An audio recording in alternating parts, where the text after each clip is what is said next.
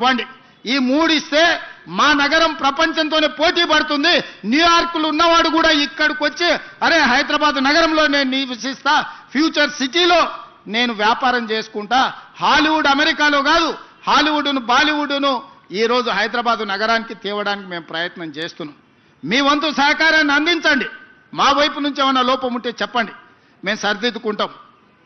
మేము ఇచ్చే నివేదికలలో లోపం ఉందా, మేము ఇచ్చే నివేదికలలో ఏమైనా అస్పష్టత ఉందా, మేము కోరుతున్న కోరికలు ఏమైనా గొంతమ్మ కోరికలా, ఎవరు కోరకూడని కోరికలా? 20 ఏళ్ల కింద మెట్రో కట్టుకున్నాం, 100 ఏళ్ల కింద మూసి కట్టుకున్నాం, 30 ఏళ్ల కింద 25 ఏళ్ల కింద ఔటర్ రింగ్ రోడ్ వేసుకున్నాం, 25 ఏళ్ల కింద అంతర్జాతీయ ఎయిర్పోర్ట్ శంషాబాద్లో కట్టుకున్నాం. మా తర్వాత వచ్చిన వాళ్ళు ఆనాడు ఢిల్లీ తర్వాత మెట్రో 2వ స్థానంలో ఉండే మా నగరం ఇవాళ 9వ స్థానానికి పోయింది. చిన్న చిన్న ఊర్లు కూడా మెట్రో కట్టుకొని మనకంటే ముందల పోయినాయి. ఇవన్నీ కిషన్ రెడ్డి గారు కేంద్ర మంత్రిగా మీకు కనిపించడం లేదా? మేము చెబుతుంటే మీకు వినిపించడం లేదా? నేను పర్సనల్గా మిమ్మల్ని ఇంటికి వచ్చి కలిసి నివేదికలు ఇచ్చిన, వ్యక్తిగతంగా కూడా మీతో మాట్లాడినా. మనం సాధించుకుందాం, మనం రాజకీయాలు పక్కన పెడదాం, ఆఖరి సంవత్సరం రాజకీయాలు చేసుకుందాం, ఈ 3-4 సంవత్సరాలు అభివృద్ధి చేసుకుందాం అని కిషన్ రెడ్డి గారికి స్వయంగా వాళ్ళ ఇంటికి ఢిల్లీలో వెళ్ళి నేనే కలిసి విజ్ఞప్తి చేసిన. ఇంతకంటే ఏం చేయాలనో చెప్పండి మిత్రులారా. మిత్రులుగా మీరు ఆలోచన చేయండి. నగరాన్ని అభివృద్ధి చేయాలనుకుంటున్న మీరు నిశ్చితంగా గమనించండి.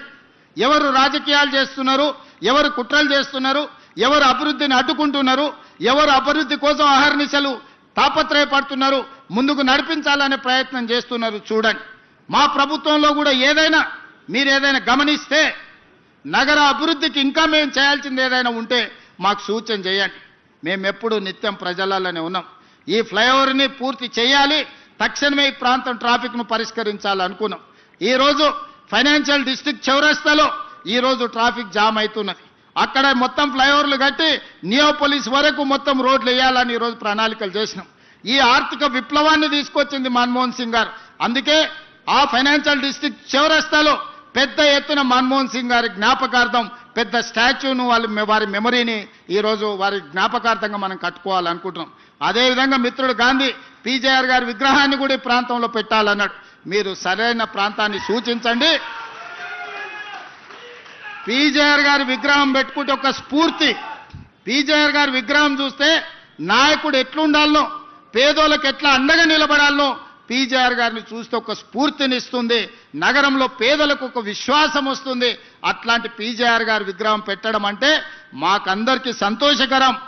అరకపూడి గాంధీ గారు అడిగినట్టు తప్పకుండా ఈ ప్రాంతంలో పీజేఆర్ గారి విగ్రహం ఆల్రెడీ ఫైనాన్షియల్ డిస్ట్రిక్ట్ చౌరస్తాలో పెద్ద ఎత్తున మన్మోహన్ సింగ్ గారి విగ్రహావిష్కరణ ఇవన్నీ ఏర్పాట్లు చేస్తున్నాం. అదేవిధంగా పీజేఆర్ గారి విగ్రహాన్ని కూడా పెట్టడానికి ప్రభుత్వం ప్రణాళికలు సిద్ధం చేసుకుంటుంది.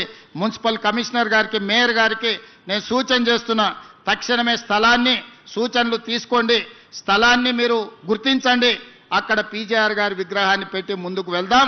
ఈ కార్యక్రమంలో పాల్గొని అభివృద్ధిలో భాగస్వాములు కావాల్సిందిగా మీ అందరికీ విజ్ఞప్తి చేస్తూ మన నగరాన్ని గొప్పగా అభివృద్ధి చేసుకుందాం. 3 సంవత్సరాలు రాజకీయాలు పక్కన పెడదాం. 2028 వరకు రాజకీయాల చర్చ వద్దు. 28 తర్వాత ఎన్నికలు ఉంటాయి. ఆఖరి సంవత్సరం ఎన్నికలు, రాజకీయాల గురించి మాట్లాడుకుందాం. ఇప్పుడు అభివృద్ధి కోసం మనందరం కలిసికట్టుగా కృషి చేద్దాం. అందరినీ కలిసి రావాల్సిందిగా విజ్ఞప్తి చేస్తూ వేదిక మీద అభివృద్ధిలో భాగస్వాములు అయ్యి వేదిక మీద వచ్చి సహకరించిన కార్పొరేటర్ మిత్రులకు, ఎమ్మెల్యేలకు, ఎమ్మెల్సీలకు అందరికీ మనస్ఫూర్తిగా ధన్యవాదాలు తెలియజేస్తూ మీ అందరి దగ్గర సెలవు తీసుకుంటున్న మిత్రులారా.